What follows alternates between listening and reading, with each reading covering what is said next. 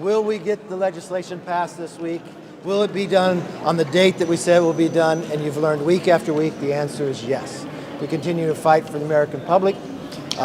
We believe in the commitment to America, holding this government accountable. You'll know there'll be a number of hearings this week to do that. As people continue to travel during this summer, we know the problems there are with the FAA, and this administration has not solved it. We are crafting legislation to help solve many of these problems. The FAA reauthorization, we'll go through that. That's on the floor now. We're taking up a number of amendments for the appropriation process. I know this is unusual if you Senate side because not a lot gets done over there, but really after the debt ceiling, putting a provision in if you don't get the 12 bills done, a 1% cut. I'm actually proud of the Senate to actually have, through the committees, getting some of their work done. That's a new day, but I do want to remind the Senate, I will not put an omnibus on the floor of the House. We should do our work, we should do our job, and I'm thankful that you're here in Statuary Hall, continuing to see that this is the people's house. We keep it open to the public. Members are now back to have to actually work in Congress. They can't stay home. Bills have to go through committee. It is a new day. It is a new era inside this Congress, and we'll continue to work for the American public and our commitment to America. So yes, with that. Mr. Speaker, two controversies from over the weekend. One, Pramila Jayapal calling Israel a racist state, but she walked it back. Do you think that there should be any action the House should take against her? And secondly, RFK Jr., he said that COVID-19 was spared somehow, was ethnically targeted to somehow spare Jewish people. Should he still testify before the House Judiciary's weaponization subcommittee? Okay, you got two questions here. Let's take the first one, Jayapal's comments. This isn't the first person in the Democratic conference that has continued to make anti-Semitic comments. We've watched what they have continually to do. There are a number of them over there. I think if the Democrats want to believe that they do not have a conference that continues to make anti-Semitic remarks, they need to do something about it. Because they've defended these individuals time and again. The only time action has ever been taken is when we had to take the action. I think this is a role for the leader, Hakeem, to prove that, no, they're not anti-Semitic, and they cannot allow their members to continue to say what they have said in the past. I mean, think about what we're talking about. You just raised the one issue of what she called Israel on a week when we have the president of Israel, Mr. Herzog, coming to give a joint session on the 75th anniversary of the creation of Israel, the closest ally. Within minutes of Israel becoming a country, America recognized it. But now we have leaders in the Democratic Party. She's not just elected as a Democrat in their conference, she is a leader of their caucuses. And she's making these comments. But think of before what also Congresswoman Omar said. She equated the U.S. military and Israel security forces with Hamas and the Taliban. She said support for Israel is all about the Benjamins. Supporters of Israel have an allegiance to a foreign country. To lead. What did she say inside their conference? That she had a calming feeling when discussing the Holocaust. Who in their right mind could even say that? Betty McCollum introduced a resolution to condemn Israel and support Palestinian terrorist organizations. These are just multiple Democrats on multiple times consistently saying anti-Semitic remarks, and it has got to stop. These are all individuals in the Democratic conference. Do they think Israel is an evil state?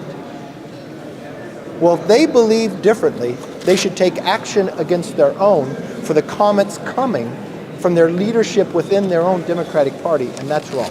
Your question about RFK, I disagree with everything he said. The hearing that we have this week is about censorship. I don't think censoring somebody is actually the answer here. I think if you're going to look at censorship in America, your first action to censure them probably plays into some of the problems we have. Speaking of censures, yes. Democrats plan to introduce a resolution to censure Congressman George Santos. You have said that the ethics investigation should end promptly. Will it end before the August recess? And how do you think Republicans should vote if that censure resolution comes to the Well, first of all, think about what the Democrats are doing. They have brought this up numerous times. This is their entire agenda. I think the American public wants them to focus on a little more.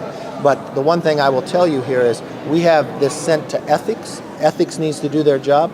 As all of you know, because you've covered this body, ethics is an equal number of Republicans and Democrats. We don't get involved within the ethics committee.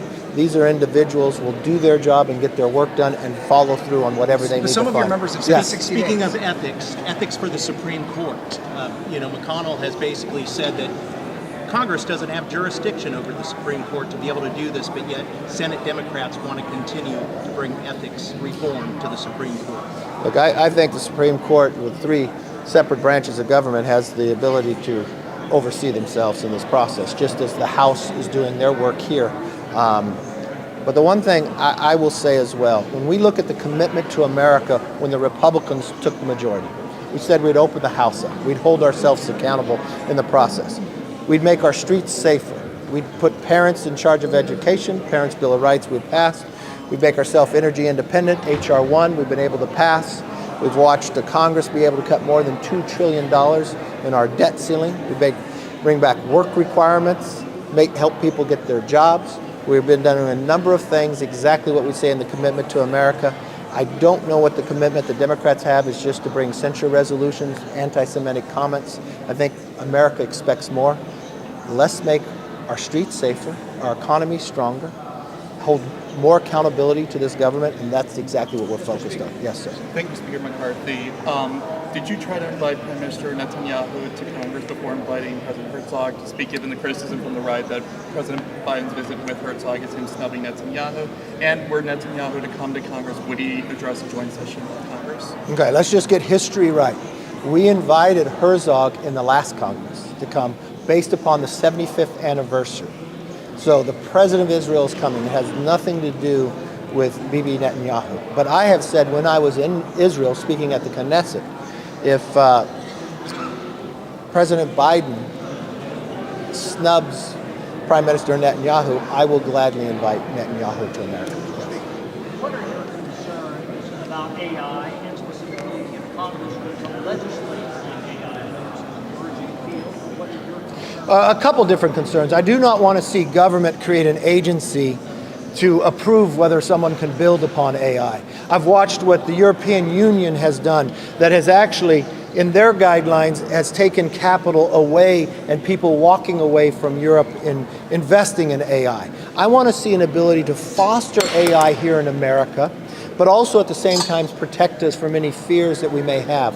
If you have followed and covered some of the things we have done here already, I think it's appropriate that we educate all members on the artificial intelligence. So I have brought in MIT. MIT has a course that teaches AI and quantum to the generals in our military.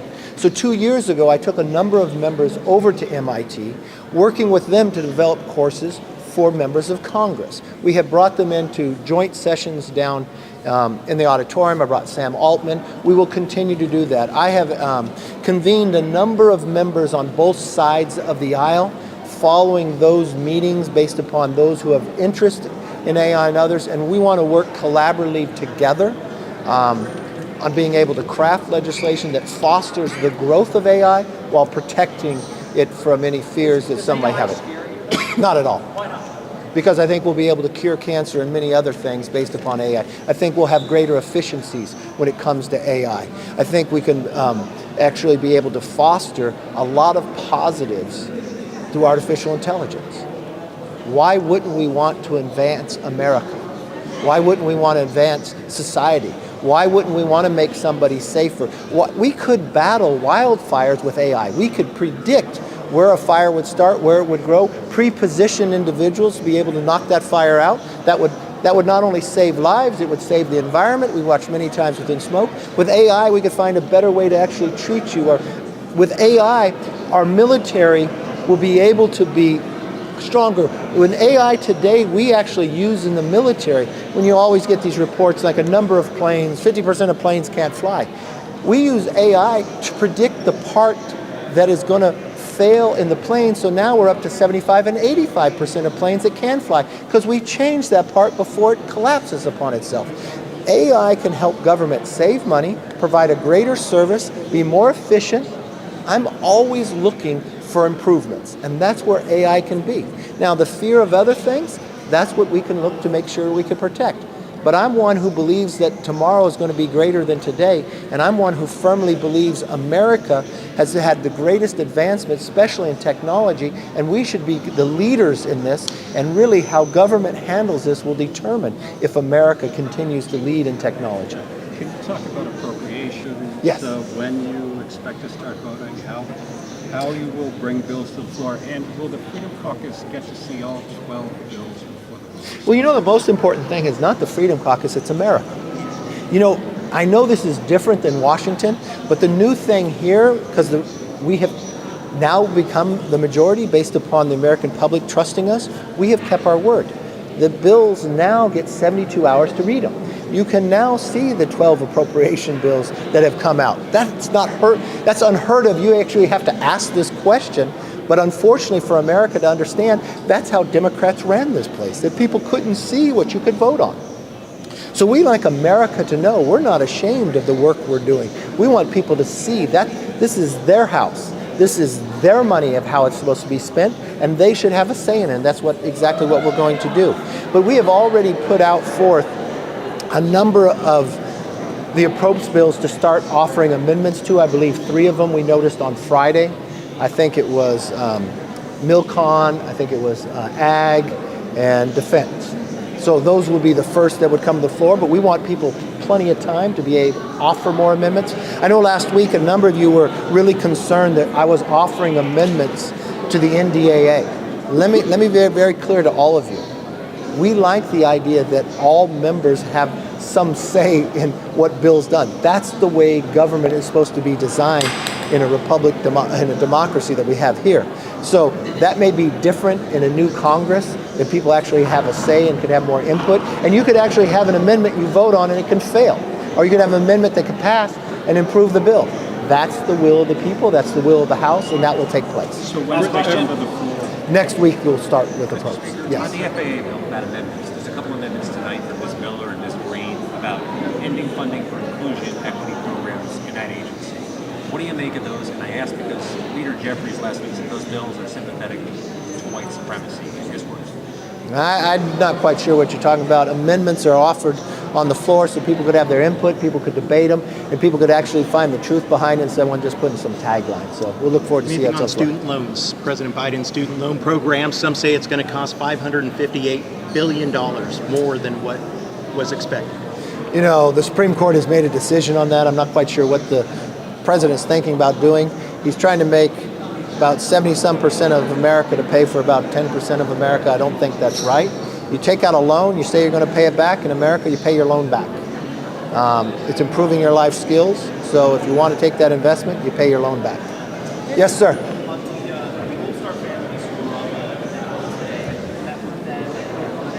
No, I will meet with the 13 Gold Star families. The main purpose, I want to make sure that their loved ones are never forgotten and the sacrifices that they made. This is a personal meeting, and I'm not going to share what goes on it, but I want these families to know that their loved ones will never be forgotten, that their sacrifices that they made, that this country is very grateful. And I have met with some of them before, and I will continue to meet with them to express our gratitude for the service that their children, their loved ones, their brothers, their sisters, of what they have done. On FAA again, there's a debate about pilot age requirements, about DCA slots. Do you have any thoughts on that particular? It's going across parties. What are your views on that? No, I think these are good discussions, healthy discussions. The one thing that we found are people are living longer. It's unique that's a good thing. People live longer, and people want to continue to work more.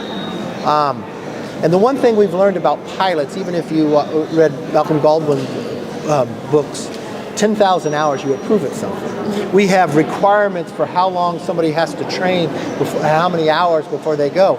This is actually good for the workforce. If people want to continue to work and they have a lot of experience with a lot of flight hours, that's actually a very positive thing for flight safety. We've watched that we have a pilot shortage. that we're looking at a number of cancellations. So if we could have more people working with more experience for a longer term and they get to make that decision, that's called freedom in America and safer travel and solving some problems. So I think that's a pretty positive thing. One other thing, the committee's just notified a UAP hearing. Do you believe in extraterrestrial life? Hey, look, I will continue to see, but I think if we had found a UFO, I think the Department of Defense would tell us because they'd probably want to request more money. So I'd love to see whatever facts and information we have, and it's good. I'm very supportive of letting the American public see whatever we have, where we go. Do you think that you can pass all 12 appropriations bills by funding deadline September 30th? And if not, will you have any conditions on a continuing resolution? Thank you for reminding me the day of the week. It's Monday. And on Monday, you reporters ask me, can I pass a bill by a certain date? So you just asked me a question about 12 appropriation bills. This is the entire funding outside of mandatory spending. But not one part of your question dealt with any policy within those 12 bills. Your concern is, will we pass it by a certain day, and could we pass all of them, and whether there'd be a CR. Okay? So what's interesting to me is you always ask me about a lot of bills, but no one really quite asked me about policy very much, but you did. Thank you. We will get our bills passed, like I said we will. This is a new Congress with new leadership. So in the old Congress, I understand why you want to ask that question, because you ask it to me every single Monday. And by the time we get to the final part of the week, tomorrow you're going to ask me, would I still bring it up this week because you think it's going to collapse, and will I still be speaker? Then by Wednesday, you're going to ask me, are you sure it's going to be brought up? Then on Thursday, when it passes, you're going to say, well, that was no big deal. And then we're going to come right back down to Monday. And I'm going to come back with the same question. I'm never going to give up on the American public. This is a new House. We run this differently. People are invited to come.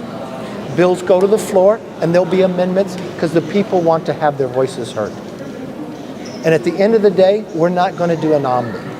We're going to make members show up for work. Bills are going to be debated in committees. And you know what? You're going to get 72 hours to read it. So thank you for asking Monday's question. You win the prize today. Yes. Can I ask you the latest update on the Trump taxes negotiations? I know the number of moderates want to talk about including SALT. You have members of the Freedom Caucus who are against it because they're afraid it's going to really drive up the deficit. How are you trying to bridge those divides? Well, you guys are very good to try to categorize individuals based upon some conference or not. But let me tell you one thing. We have a Republican conference. And every day we work with the entire Republican conference to solve our different concerns. But the one unique thing is everybody gets to voice their concerns. So as we move through different bills, everybody has an ability to talk about it. We're always looking at ways that we are allowing people to keep more of what they earn. We want fairness. We want equity to be able to go through this. So as bills come through Ways and Means, where they marked up a number of them, this isn't in a full tax reform bill. So continue to keep posted on that. Look, I look forward to talking to you all week. I look forward to your Tuesday questions, your Wednesday questions. And then I look forward on Thursday when you write about how we passed the FAA bill, but on Monday you thought we couldn't do it. Thank you all. Thank you, Mr. Speaker.